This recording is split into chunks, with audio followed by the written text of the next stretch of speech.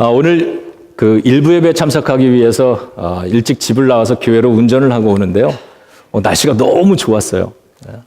근데 길거리도 좀 한산하고 지나가는 차를 이렇게 보니까 뭐 어떤 차들은 이렇게 위에다가 짐을 좀 올리기도 하고 옷차림도 또 어떤 차는 자전거를 매달기도 하고 뭐 어떤 차는 이렇게 뒤에다가 뭐 카약 같은 거 이렇게 올려놓고 가기도 하고 참 날씨가 좋아서 좋다 이런 생각을 했습니다. 그러면서 내가 목사가 된 게 참 감사하다 이런 생각을 했습니다. 왜냐하면 오늘 이렇게 운전하고 오는데 너무 날씨가 좋아서 교회 가고 싶지가 않고요. 어디 여행을 가고 싶더라고요. 근데 교회를 갈 수밖에 없는 목사인 게 참 다행이고 감사하다 이런 생각을 했습니다. 그럼에도 불구하고 이 예배에 나와서 내가 오늘 예배를 드리는 이 한 시간 나의 인생에서는 정말 소중한 시간임을 고백합니다. 하나님께서 조금만 올려주시고 볼륨 만지지 마셨으면 좋겠습니다. 하나님께서 이 예배를 통해서 저의 인생을 지켜주실 것이고 저의 자녀들의 삶을 축복해 주실 것이고요. 그리고 뭐 내가 하는 일에 하나님의 은총이 임할 테니까 이 예배는 정말 귀한 자리라고 생각합니다. 자, 그 축복이 오늘 예배에 함께한 여러분에게도 함께하기를 주님의 이름으로 축원합니다. 그래서 오늘 주제는요, 예배입니다. 예배자가 있고 예배가 있습니다. 예배가 있고 예배자가 있습니다. 여기도 지금 보면 우리 예배를 드리고 있는데 예배자인 여러분들이 함께하고 계십니다. 은혜로운 예배가 은혜로운 예배자들을 양성하는 거 맞습니다. 그러나 동시에 좋은 예배자들이 좋은 예배를 만들어냅니다. 오늘 본문은 영적인 예배에 대해서 이야기를 하는데 자, 영적인 예배가 뭘까? 여러분, 영적인 예배가 뭔가요? 우리가 영적인 예배를 드려야 된다는 것은 알고 있는데, 자, 오늘 그 영적인 예배가 무엇인가라고 하는 질문에 대한 대답을 찾기 위해서, 제가 아틀란타에서 만났던 한 중년 남자분의 질문과 이야기를 먼저 나누고자 합니다. 그분의 질문을 생각해 보는 거예요. 제가 그분을 처음 만났던 건 굉장히 오래 전인데 기억이 정확하지는 않지만 우리 교회 집사님 내외분이 아틀란타 다운타운에 거기서 조금 안으로 들어간 지역이 조금 위험한 지역이었는데 그 동네에서 새롭게 그 델리를 하셨습니다. 그래서 조그만 식당을 차려서 거기에 신방을 하기 위해 찾아갔어요. 그래서 거기서 예배를 같이 드리고 기도해드리고 나오려고 그러는데 그 남자 집사님이 저에게 이런 부탁을 합니다. 목사님, 가실 때 저 옆에 있는 가게에 가서 그 사람 전도 좀 해주시고 좀 기도 좀 해주고 가세요. 그래서 알았다 그러고 갔어요. 그 옆집이요, 그 건물 주인입니다. 그래서 그 건물에 절반은 우리 집사님 네 분이 델리를 하고 있고 그 나머지 절반은 그 주인이 리커 스토어를 하고 있었어요. 그래서 거기에 들어가서 저를 소개하고 우리 옆집에 신방 왔다가 잠깐 기도해드리고 싶어서 왔습니다. 그랬더니 이분이 그 안쪽으로 저를 데리고 들어와서 테이블에 앉아서 이런저런 이야기를 나눴습니다. 근데 그분이 중년, 아마도 나이가 60은 안 됐고 50대 뭐 후반쯤 되셨던 것 같은데 머리가 하얗게 새신 분입니다. 젊은데. 근데 이렇게 앉아서 얘기하는데 그분이 이런 얘기를 해요. 목사님, 제 별명이 뭔지 아세요? 제가 아틀란타의 백대가리입니다. 이러시더라고요. 머리가 하얘서 사람들이 백대가리라고 부른대요. 자기가 예전에 아틀란타에서 룸사롱을 하나를 했대요. 경영을 했는데 술집이죠. 여자들이 나오는 술집을 하니까 그 동네에 있는 교인들로부터 욕을 바가지로 먹었대요. 사람들이 막 비난하고 그래가지고 자기가 너무 힘들었던 거죠. 그래서 사람들이 자기를 백대가리라고 부르기 시작을 했대요. 그래서 친구 한 분이 그렇게 교회 좀 나가보자 그래서 한 번은 어느 교회에 나가서 예배를 드리는데 대표 기도 시간인데 앞에 나가서 기도하는 사람이 아주 그냥 뭐 기도를 막 열정적으로 과장되게 막 잘 하고 있는데 가만히 보니까 낯이 익더라는 거예요. 그래서 이렇게 가만히 지켜봤더니 자기 예전 눈치채셨군요. 자기가 옛날에 룸사롱 할 때 단골 손님이었대요. 뭐 사실 우리 같으면 그 얘기 들으면 아니 술 먹고 교회 안 나오는 게 문제지 술 먹고 교회를 찾아오는데 뭐가 문제예요. 저렇게 평소에 술을 좋아하는 사람도 교회를 오면 저렇게 기도도 할 수 있고 저렇게 사람이 변하는구나 이렇게 좋게 생각하면 되는데 뭐 이분은 조금 다르게 받아들입니다. 그래서 혹시나 하고 주변을 예배자들을 쭉 둘러봤대요. 아니나 다를까 몇 사람이 자기 손님이 있었다는 거예요. 그런데 그 중에 한 사람은요 외상값이 많았는데 장사가 망하고 나서는 외상값을 안 갚은 이런 사람도 있대요. 그분이 그러면서 그런 그런 이야기를 합니다. 그분이 던졌던 챌린지는 그리고 질문은 이거였어요. 예배와 예배자가 다르다는 거예요. 예배와 예배자가 다릅니다. 무언가 그분의 그 질문은 뭐가 좀 위선 아닙니까? 뭐 이런 느낌의 질문을 드렸는데 여러분 이게 사실 우리의 고민이고 모두의 고민입니다. 예배와 예배자가 너무 다른 거예요. 내가 예배를 이렇게 주일이 되면 교회를 찾아와서 함께 예배 드리고 있지만 이 예배를 통해서 늘 우리가 하나님의 은혜도 충족받지만 그러나 내가 세상 속에서 살아가는 예배자로서 늘 도전이 있고 시험이 있고 유혹이 있잖아요. 이 이야기, 예배와 예배자가 참 다르다라고 하는 말은 우리들의 아픔입니다. 그리고 우리들의 숙제입니다. 그래서요, 예배도 중요하지만 예배자가 중요한 겁니다. 교인 중에 교인에는 세 종류의 교인이 있어요. 그 첫 번째는 informed Christian 이렇게 이야기를 합니다. 지식적인 교인이죠. 저는 모태신앙인데요. 제가 어려서부터 교회 안에서 이렇게 자라면서 교회가 뭐 교회 바로 옆에 사택이 붙어 있었기 때문에 교회는 곧 제 집이었고 제 놀이터였고 또 교회 학교가 있는 학교이기도 했습니다.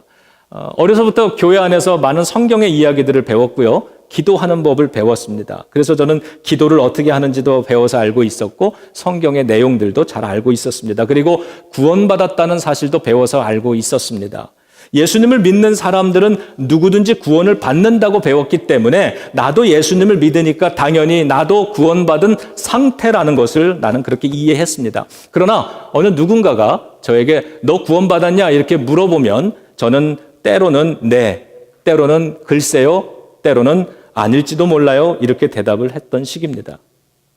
예수님에 관련된 정확한 팩트, 사실들만 겨우 믿는 것을 가지고는 구원에 도달하기 어렵겠구나라는 것을 어렴풋이 깨달은 것도 그때였습니다.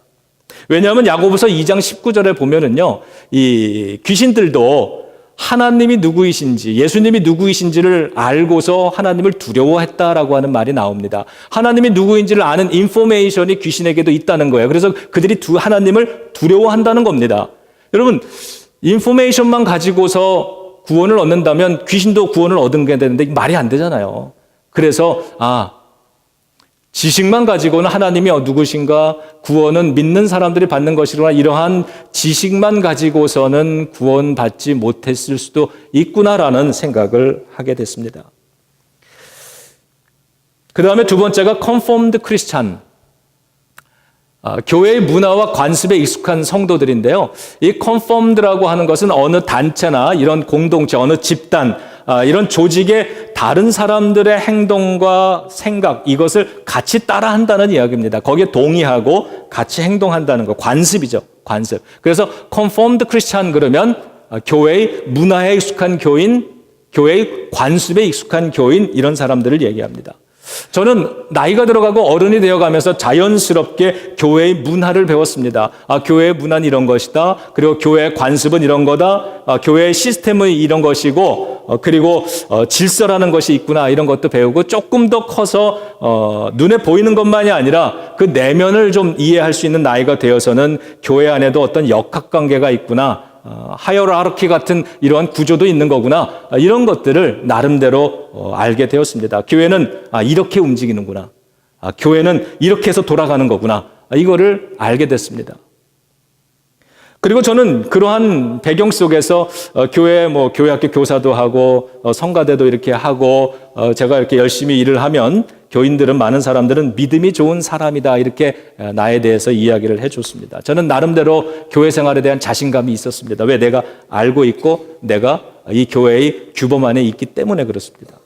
내가 교회를 잘 알고 교회 일도 잘 할 수 있으니까 나는 분명히 괜찮은 교인이었습니다. 자연스럽게 나 자신이 구원받은 상태에 있다라고 하는 것도 이제는 의심하지 않고 대답을 잘 할 수 있는 상태가 됐습니다. 그런데 제가 이 시기에 솔직한 말로 드리는 말씀은 저의 고민이 있었는데 그 고민은 뭐냐면 교회 생활은 재미가 있었지만 나의 삶은 기쁘지 않았다라고 하는 겁니다. 복음은 알았지만 나의 삶은 복음적이지를 못했습니다. 교회와 가까운 사람이었지만 여전히 하나님과는 가깝지 못한 인생을 살았고 나는 좋은 교인일 수는 있지만 좋은 신앙인, 좋은 하나님의 제자는 아닐 수 있다라고 하는 생각을 그 시기에 갖게 됐습니다. 그 당시에 저는 컨포럼드 크리스찬이었던 겁니다.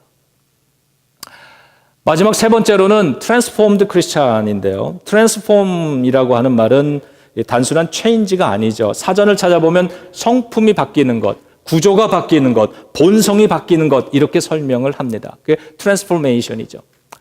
마치 물이 있는데 이 물이 액체 상태지만 그 물의 본성은 변하지 않지만 그게 얼면은 고체가 되는 것 같이 완전히 그 모습에 어떤 변화되는 이러한 상태가 트랜스포메이션이죠. 하나님에 대한 내 속에 있는 어떤 태도가 변하고 내 삶을 바라보는 나의 어떤 변화들이 나타나기 시작하는 게 바로 이때입니다. 제가 성경을 공부하기 시작을 하고 또 기도가 그 이후엔 기도가 정말 즐거워지기 시작을 하고 성령의 역사 체험을 만나면서 이런 트랜스포메이션은 예전엔 내가 결심하고 노력해도 잘 안 되던 부분들이 마치 하나님이 성령님이 나를 변화시켜 주시는 것처럼 모든 것이 쉽게 자연스럽게 모든 것이 변화될 수 있었던 그러한 경험이었습니다. 이러한 트랜스포메이션을 경험한 이런 트랜스포럼드 크리스찬이 되는 사람들의 공통점이 있다면 우리 여러분의 모습에서도 제가 많이 보는데 예배가 달라진다는 거예요. 예배를 드리는 태도가 달라지고요. 예배에 참석하는 빈도수가 달라지고 예배를 드리는 동안 여러분의 얼굴이 다르다라고 하는 거예요. 이게 우리 속에 나타나는 변화들이죠. 오늘 이러한 것들을 보면서 오늘 본문에서는 예배에 대해서 영적인 예배다 이런 표현을 씁니다. 영적인 예배가 뭘까? 자, 우리 1절을 좀 찾아서 읽겠습니다. 로마서 12장 1절. 자, 우리 같이 읽죠. 시작. 그러므로 형제들아 내가 하나님의 모든 자비하심으로 너희를 권하노니 너희 몸을 하나님이 기뻐하시는 거룩한 산 제물로 드리라. 이는 너희가 드릴 영적 예배니라. 예. 여러분 저 본문을 잘 보세요. 이것은 너희가 드릴 영적 예배라 그랬어요. 어떤 예배가? 무엇을 드리는 예배가? 뭐를 드리라 그래? 너희 몸을 드려라 이렇게 얘기를 합니다. 저는 이 말이 굉장히 충격으로 다가왔습니다. 영적인 예배가 몸을 드리는 예배라고 합니다. 우리는 마음만 드리고 싶어 하죠. 마음은 있는 거예요. 하나님 마음을 드립니다. 그런데 삶이 너무 바빠요. 예배는 내가 매번 드리지는 못하겠습니다. 오늘 날씨가 너무 좋아요. 내 마음은 주님을 향해 있습니다. 그러나 나의 몸은 오늘 주님께 드리지 못하겠습니다. 여러분 이것이 우리들의 일반적인 생각일 수도 있겠다고 판단이 됩니다. 몸이 따라가지 않는 마음 이것만 가지고 변화가 만들어지지 않는 거죠. 여러분 지난주에 한국의 소식을 들어보니까 선거 대통령이 아니라 뭘 뽑는 거죠? 국회의원을 뽑는 선거를 했는데 자 어떤 사람의 마음 속에요 아주 큰 애국심이 크게 자리를 잡았어요. 애국심, 나라를 사랑하는 마음이 있어요. 근데 투표를 하지 않으면 변화를 만들어낼 수 없잖아요. 내 속에 애국심이 있는 그 애국심을 내가 투표를 참여할 때 그 애국심은 변화를 만들어낼 수 있는 것 아닙니까? 마찬가지로 우리의 신앙도 마찬가지라고 생각을 합니다. 우리 하나님에 대한 사랑을 가지고 있지만 그 사랑이 나의 이 몸을 통해서 예배에 참여하는 것을 통해서 드려질 때 비로소 변화가 가능하다는 거예요. 하나님은 우리의 이 예배 참여를 통해서 나의 몸을 가지고 세상 속에 두지 않고 나의 몸을 주님의 이 거룩한 성전의 예배 시간에 갖다가 놓는 이 몸의 참여를 통해서 우리 속에 변화를 만들어 가신다는 겁니다. 그런 후에 여러분 2절이 가능한 거예요. 2절을 좀 찾아서 또 읽습니다. 자, 2절 시작. 너희는 이 세대를 본받지 말고 오직 마음을 새롭게 함으로 변화를 받아 하나님의 선하시고 기뻐하시고 온전하신 뜻이 무엇인지를 분별하도록 하라. 자, 여기 한번 보세요. 너희는 이 세대를 본받지 말라 그랬어요. 여기서 아까 제가 사용했던 그 단어가 나옵니다. conformed라고 하는 단어가 나오는 거예요. Do not conform to this world. 이 세상의 가치관, 이 세상에 살아가는 방식에 너무 익숙해져 있지 말아라 라고 하는 거예요. 세상에 conformed 되어 있는 우리들, 자, 그 우리가 그 다음에 9절에 보면 But be transformed by the renewal of your mind 이렇게 했어요. transformed라고 하는 단어를 아까 얘기했던 세 번째 성도의 단계를 여기서 이야기하는 거예요. 그러지 말고 마음을 새롭게 함으로 변화되어라, 트랜스폼 되어라 이렇게 얘기를 합니다. 자, 정리를 해보죠. 예배의 몸으로 여러분이 오늘 참여를 하셨어요. 여러분의 인생을 가지고 예배에 참여를 하셨어요. 바깥에 많은 바쁜 일들이 있었지만 지금 이 자리에 나온 겁니다. 그것을 통해서 하나님 앞에 예배를 드리고 있는 거예요. 그러면 하나님은 이 예배를 통해서 우리 안에 무엇을 만들어 가신다? 변화, 마음의 변화를 만들어 가신다는 거죠. 그런데 우리는 이것조차도 거꾸로 하고 있는 거예요. 이렇게 얘기를 하죠. 마음이 움직여야 예배를 참여하죠. 마음이 움직여야 주님 앞에 예물도 드릴 수 있는 거죠. 우리는 이렇게 쉽게 얘기를 합니다. 예배가 더 은혜로우면 내가 예배를 빠지지를 않죠. 이것이 우리의 변명입니다. 그런데 그렇지 않은 거예요.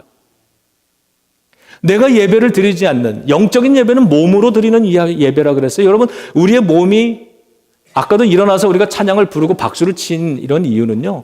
일주일 동안 우리는 이 몸을 가지고 세상 속에 나아가서 일을 했잖아요. 하나님이 맡겨주신 그 사랑하는 사람들을 책임지기 위한 거룩한 노동을 하잖아요. 이건 굉장히 신성한 거죠.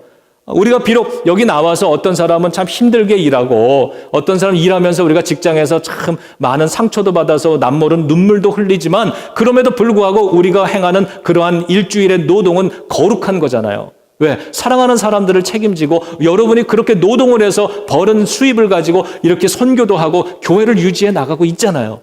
우린 그러기 위해서 살아가는 사람들이니까. 그런데 우리가 일주일 동안 이렇게 이 몸을 가지고 노동을 하다가 노동에 익숙한 몸이 되고 노동에 피곤한 몸이 되었어요. 그래서 오늘 이 예배를 왔어요. 몸은 여전히 피곤해요.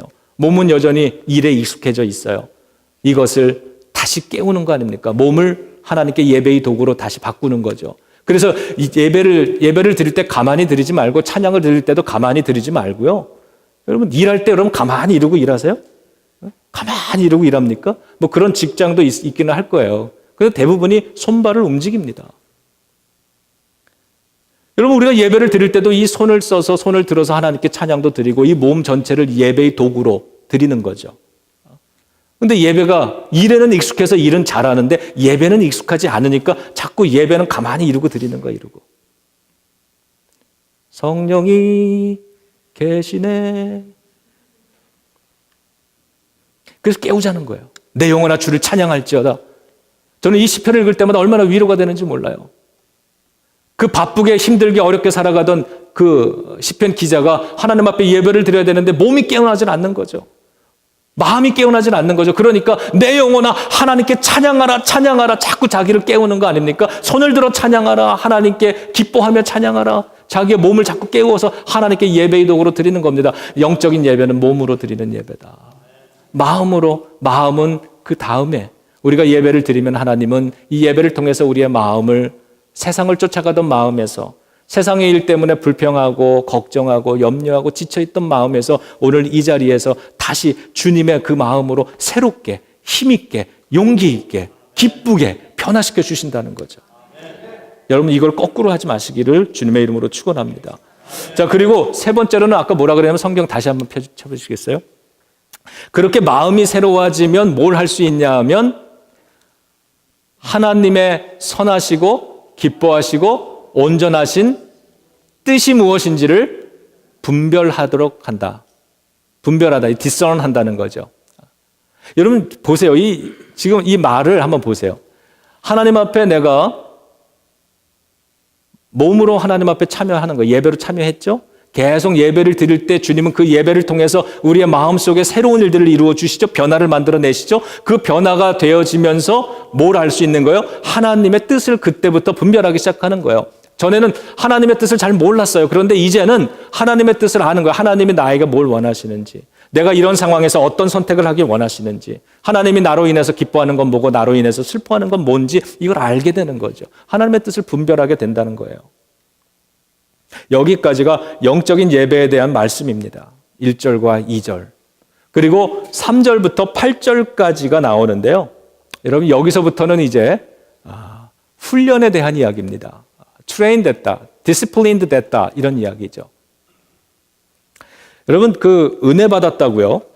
이제 내가 informed, conformed 그러다가 어느 순간에 하나님이 내 안에 transform 되는 이런 변화를 만들어내면 내 영혼이 기뻐하고 성령의 체험도 하고 막 이러면서 마음속에 뜨거운 불 같은 게 올라오고요. 하나님을 위해서 막 헌신하고 싶어하고 교회의 모든 것들 예배가 막 즐거우니까 자꾸 하고 싶고 막 이런 변화가 나타나는 거예요. 이건 자연스러운 변화예요. 성령님이 만들어주시는 변화예요. 그런데 이렇게 은혜 받았다고 해서 그 열정만 가지고 훈련되지 못한 상태에서 열정만 가지고 교회를 막 하려다가 오히려 낙심하는 사람들, 이런 사람들을 종종 보게 됩니다. 제가 아는 어느 집사님, 이분은 모태신앙이었는데 우리 교회를 왔을 때는요, 주일 예배 잘 안 드리시던 분이었어요. 가끔 나오시던 분이었고요. 물론 11조 이런 거 전혀 안 하셨고, 그리고 교회의 행사, 봉사 이런 것들 안 하시던 분입니다. 제가 그분의 신앙을 판단할 수는 없지만 인폼이나 컨폼이나 뭐 이런 단계일 수 있죠. 왜냐하면 교회 학교에서 자라서 그분은 모든 교회에 대한 것들을 잘 알고 있던 사람이니까. 그런데 우리 교회를 참여하면서 한 2년, 3년 지나고 나서 성령 체험을 하고 은혜 체험을 하면서 이분의 마음속에 뜨거움이 생긴 거예요. 너무너무 그 얼굴이 행복해 보였습니다. 트랜스포메이션 된 거죠. 근데 이분이 그때부터 이분도 일을 하고 싶어 했어요. 이 일 저 일 막 그 열정이 너무 막 넘쳐나니까 하나님에 대한 사랑으로 나의 인생을 다 헌신하고 싶은 이런 이 내적인 이런 이 욕구가 일어나니까 이분이 어떻게 감당을 못했어요. 근데 열정이 있는 만큼 일을 하는데 일이 잘 안 되는 거예요. 근데 여러분 여기서 문제가 생기는 거예요. 이분이 슬슬 마음이 불편해지고 불평이 생기기 시작합니다. 그러면서 이런 이야기를 자주 한다는 이야기가 자꾸 들려요. 목사가 나의 일을 안 도와줘서 일이 잘 안 된다. 내가 일하는 거를 목사가 싫어한다. 그리고 이 교회 교인들은 도와주질 않는다. 협조를 안 한다. 이런 이야기를 하면서 이 교회에 오히려 성령 체험을 받은 이후에 그분이 자꾸 저의 목회와 교회 교인들 임원에 대한 어게인스트를 하는 사람으로 변해버린 거예요. 그러더니 교회를 떠나버리셨습니다. 저는 그분을 보면서 무척 안타까웠습니다. 그리고 그게 숙제였어요. 근데 그런 분들이 종종 나타난다는 거예요.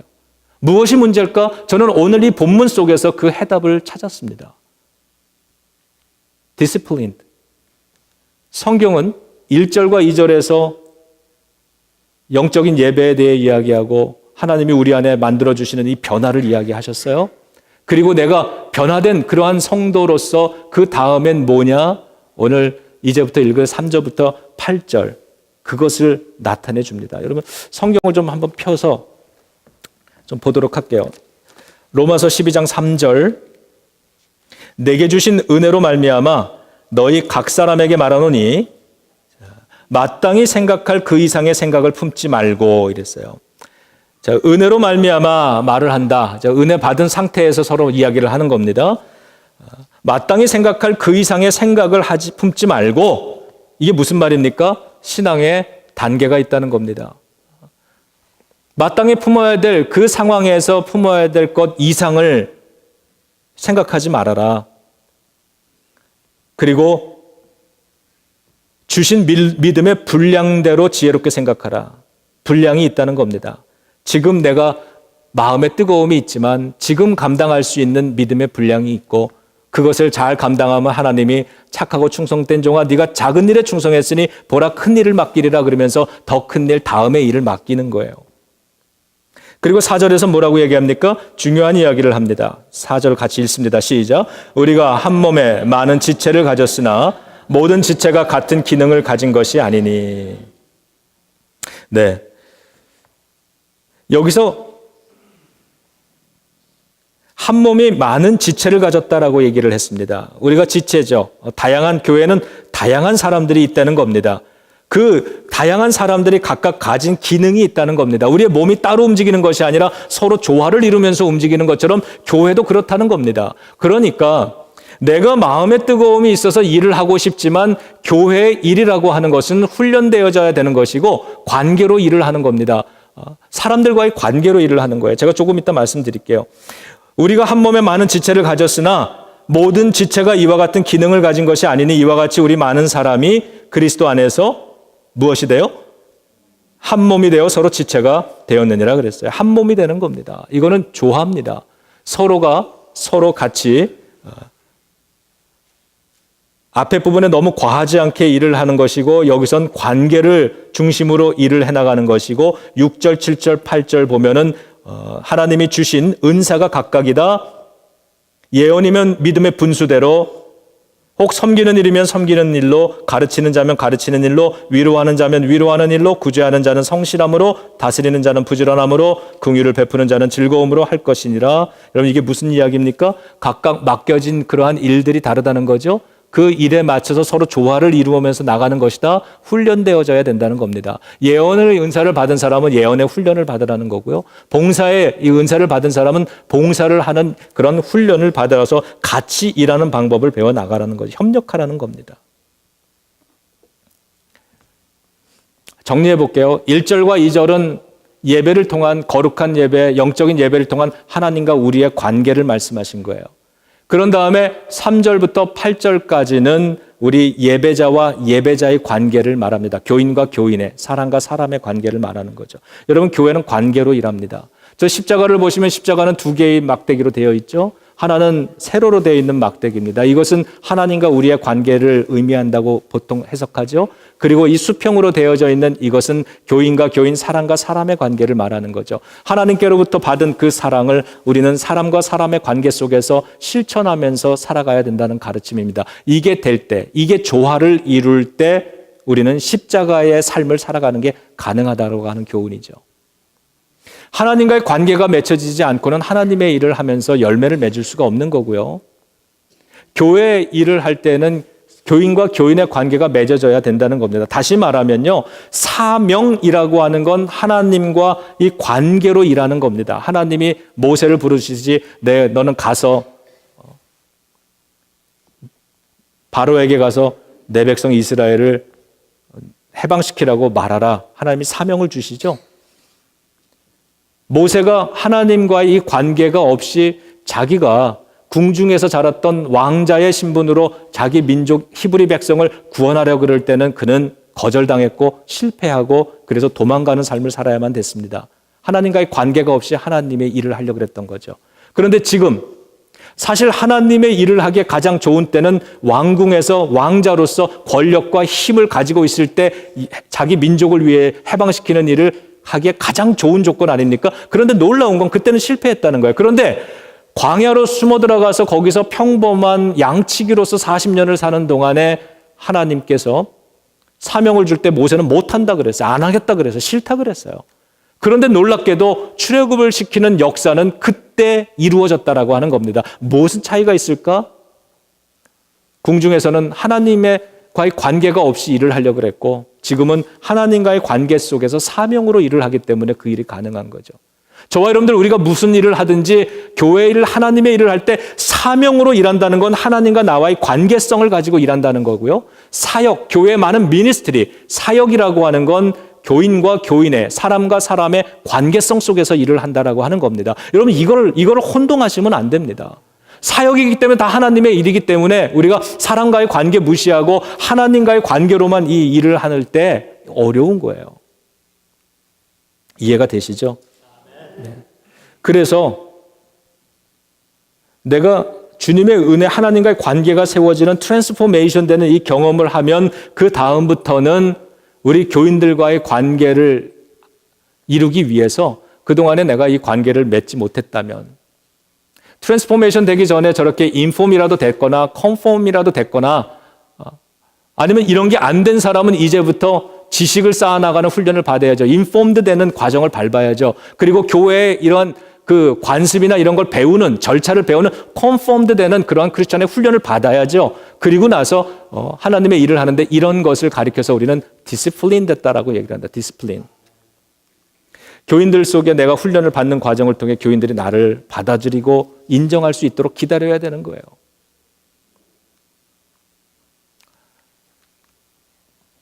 정리해보면 1절과 2절은 하나님과 예배자의 관계였고 3절과 8절은 예배자와 예배자의 관계였고, 그리고 이제 뒤에 나오는 9절부터 마지막 절까지는 예배자와 세상의 관계입니다. 우리와 세상의 관계, 세상 사람들과의 관계죠. 그래서 이 9절은 이렇게 시작하죠. Let love be genuine. 하나님께로부터 우리가 받은 그 사랑을 참된 것으로 만들어라. 진품으로 만들어라. 가짜로 만들지 말고. 그 백대가리 아저씨가 예배와 하나님의 사랑과 교인의 사랑이 좀 다르네요. 이렇게 느끼지 않도록 genuine. 이거는 이미테이션, 가짜라고 말하지 않고 야, 이건 진품이구나라고 말할 수 있는, 그렇게 하나님의 사랑을 그렇게 만들라라고 하는 겁니다.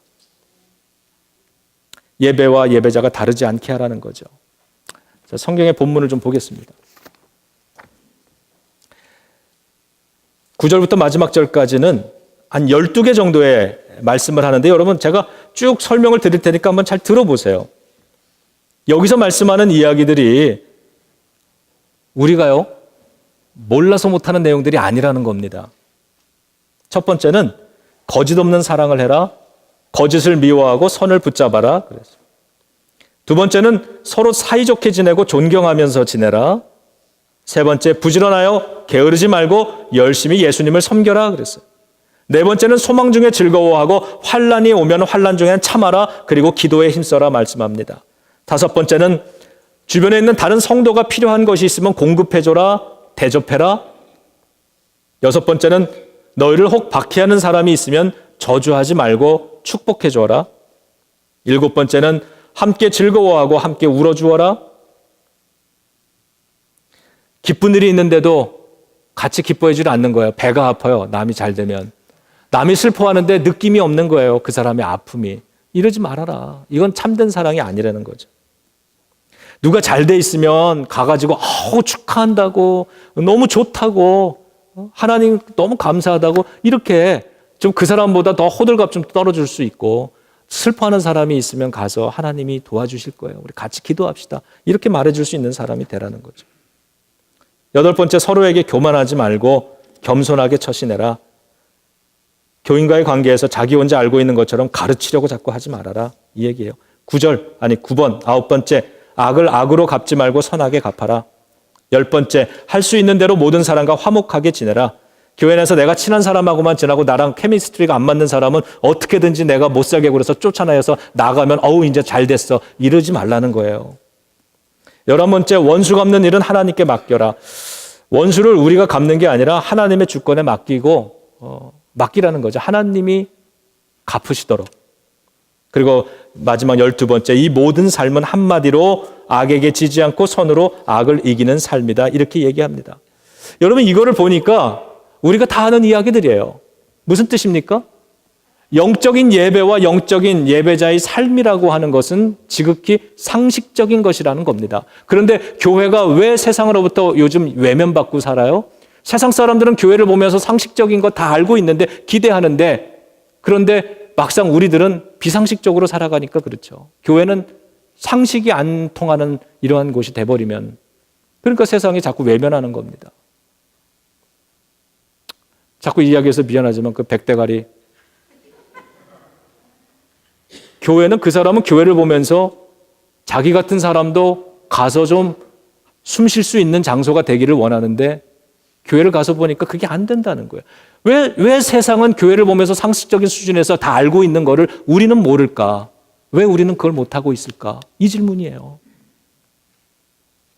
우리가 다 아는 이야기잖아요. 그리고 세상 사람들도 다 이야기하는 것들이고, 지극히 상식적이고 지극히 일상적인 것이다라고 하는 겁니다. 저 십자가를 다시 한번 바라보시고요. 하나님과 나와의 관계가 어떤가를 한번 질문해 보시고 내가 우리 교회 안에서 다른 사람들과의 관계를 내가 어떻게 맺고 있는가를 한번 질문해 보시면서 이 관계가 잘 형성이 될 때 우리는 비로소 십자가의 삶을 감당할 수 있게 되는 것이다. 여러분 오늘 지금 한번 저걸 보면서요. 나는 지금 어디쯤 와 있나를 한번 생각해 보고 그리고 나는 어떤 크리스찬이 되기를 원하는가를 한번 마음속에 한번 정리해 보시기 바랍니다. 나는 인폼드 된 크리스찬인가? 나는 지식적인 것을 가지고 생활하는 사람인가? 아니면은 교회의 문화나 관습에 익숙해져 있는 것을 가지고 살아가는 교인인가? 아니면은 하나님 안에서 성령 안에서 나는 변화된 사람인가? 나는 지금 어디쯤 와 있는가를 먼저 아는 게 중요하죠. 그리고 이런 질문을 스스로에게 던지는 겁니다. 그러면 나는 어떤 크리스찬이 되기를 원하는가 이제부터. 그냥 내가 인폼드 된 크리스찬으로서 나는 만족해 그러면 그 사람은 내일도 인폼드 크리스찬일 거예요. 나는 그냥 컨폼드 크리스찬 이 상태가 좋아 그러는 분은 내년에도 그 자리에 있을 겁니다. 그러나 혹 여러분의 마음속에 나는 성령으로 새로워진 무언가 지금까지 그보다는 더 새로운 그러한 변화된 사람이 되기를 원해 그러는 분은 하나님께서 이 예배를 통해서 여러분이 이 예배를 꾸준히 참석하신다면 오늘도 이 예배가 끝나기 전에 하나님은 여러분 속에 누군가의 삶 속에 시작하고자 하는 그 일을 이루어 주실 줄로 믿습니다. 그럼 그렇게 주님이 내 속에 만들어가는 이 변화를 가지고 그때부터는 이제 함께 훈련되는 일에 그래서 성경도 배우고요. 사역도 같이 실천해 보고 이러면서 우리가 훈련되고 그 다음에 세상에 나가면 Let love be genuine. 내가 가지고 있는 알고 있는 경험한 하나님의 사랑을 진짜 사랑이 진품의 사랑이 되게 그렇게 만들어주는 그러한 삶을 살아갈 수 있는 것이다. 자, 오늘 이것이 바로 영적인 예배고 그리고 그 영적인 예배자들의 삶이라고 말씀해 주십니다. 여러분 기억하시기 바랍니다. 예배가 있고요. 예배자가 있습니다. 예배가 내 마음에 맞고 은혜로워야 내가 예배를 드리는 게 아니라 많은 게 부족하지만 예배에 와서 하나님의 임재와 하나님의 나를 만나 주심을 기대하면서 예배를 드리시고 하나님이 여러분을 바꾸어 나가실 것이고요. 하나님이 나를 변화시켜 주시면 그때부터 그 변화된 것에 하나님께 응답하는 삶으로 새로운 훈련도 한번 해보시고 새로운 봉사도 한번 해보시고 그러면서 내가 하나님의 나라를 이 땅에 이루어 나가기 위해서 무언가 거룩한 일, 작아도 보람된 일 이런 일들을 실천하며 살아가는 그러다 보니까 예배를 드리던 이 몸이었는데 이제는 세상 속에 나아가서 어려운 사람들을 도와주는 그러한 봉사를 하는 거룩한 몸이 되어 있는 그래서 이제는 예배자의 몸에서 예배자의 몸, 예배의 몸에서 예배자의 몸으로 세상 속에 나아가 승리하는 그러한 교인들이 되지 않겠는가. 자, 우리 함께 좀 기도하도록 하겠습니다. 여러분 주신 말씀 기억하면서요. 내가 지금 어디에 와 있고 내가 어떤 교인이 되기를 원하는지 여러분 함께 하나님 성령으로 변화되는 그러한 성도로서 내 안에 하나님 아름다운 일, 새로운 일을 시작해 주시기 원합니다. 그리고 주님이 부르시는 사명 안에서 내가 사역을 감당하며 살아갈 수 있기를 원합니다. 우리 함께 통성으로 잠깐 동안 기도하겠습니다.